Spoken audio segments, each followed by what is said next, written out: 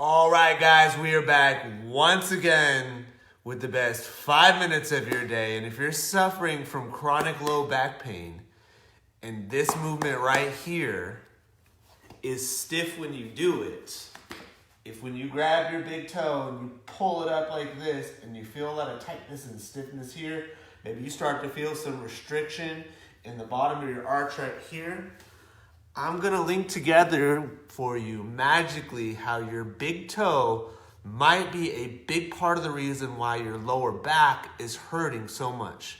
I'm going to demonstrate to you real quickly what the walking pattern looks like. Not that you don't know what it looks like, but I'm going to break it down for you and kind of include into the fact what your toe is supposed to do, how you might be compensating at your lower back, and then I'm going to give you 3 really awesome drills that you could start to do that are very, very simple, that are going to help your big toe move better so that your lower back does not have to suffer. Okay, so again, one more time, the quick assessment that you're going to want to do to understand whether you should watch this video is with your heel on the ground, your smaller toes on the ground, and your big toe kind of starting into the ground.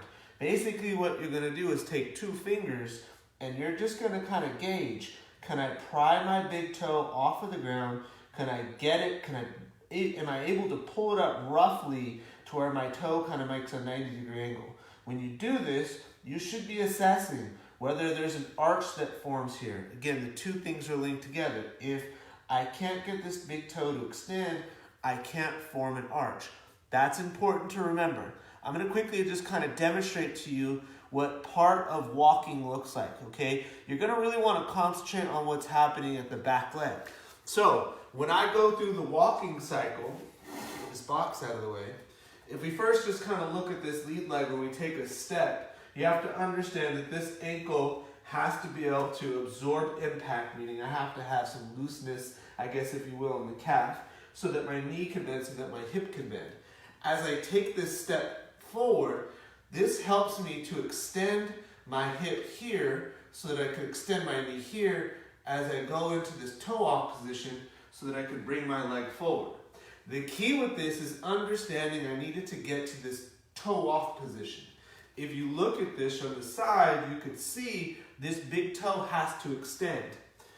If it's not able to extend, you have to kind of envision this. That if I can't get to this right here, my leg stays something like this. Instead of having force, having energy in my hip from it being extended to bring my leg forward, what I end up having to do is something like this, where if this toe can't extend, I have to shift my hip this way first to make room so I could wrap my leg around like that. So one more time, this right here would be considered good, toe off, leg coming forward.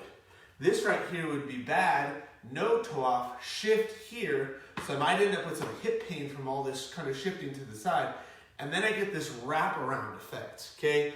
That wraparound effect is a couple of movements kind of working together.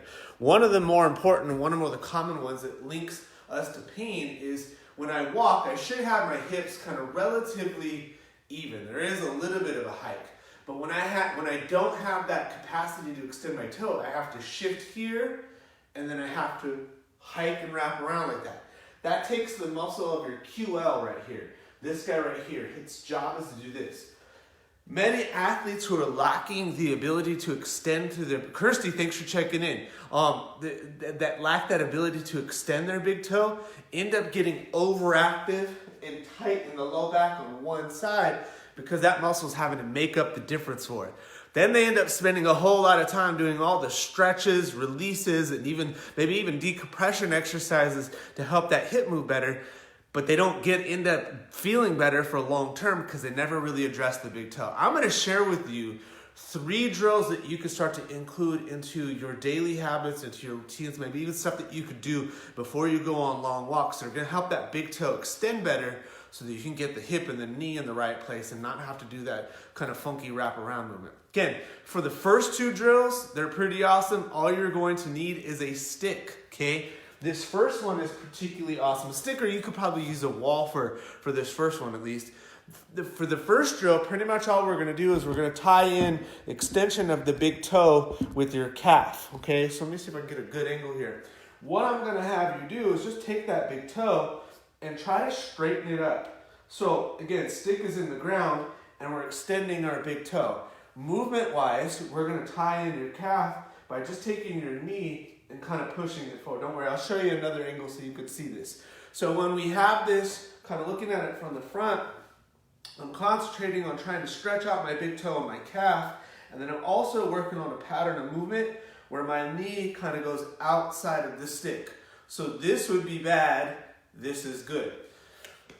Let me take you to the ground with the camera so you can kind of see a little bit better view of what my toe is doing.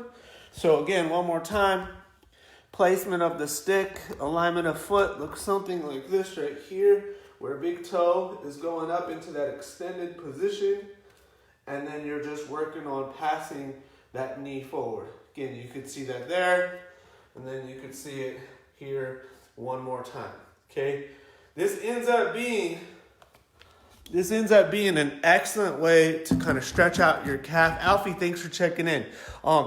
This ends up being an excellent way to kind of tie in mobility of your ankle, mobility of the calf muscles itself, and then extending it into the big toe so that you can kind of mimic the walking pattern. So that's drill number one. That's a pretty simple thing to do as long as you don't have your shoes on. You can pretty much do it like anywhere that you either have a stick or the edge of a box or something like that. Drill number two is practicing using it in the walking type of movement. So again, Monique, thank you for checking in. So what I'm gonna do with this is kind of demonstrate what the back leg is supposed to go through and just kind of show you again, one more time, that our drill that we'll have you do, we'll use the stick for balance. Then all you're gonna do is concentrate on putting weight on that front foot, on that lead leg. My toes here on the lead leg, I'm trying to spread them out. I'm trying to keep my toes on the back leg straight, and then all I'm doing is just consciously trying to get to a big toe, making sure that I extend through my hip and through my knee as if I'm just trying to pass weight through the walking cycle through the other leg. One more time, I'll take you to the ground so you can see what this looks like.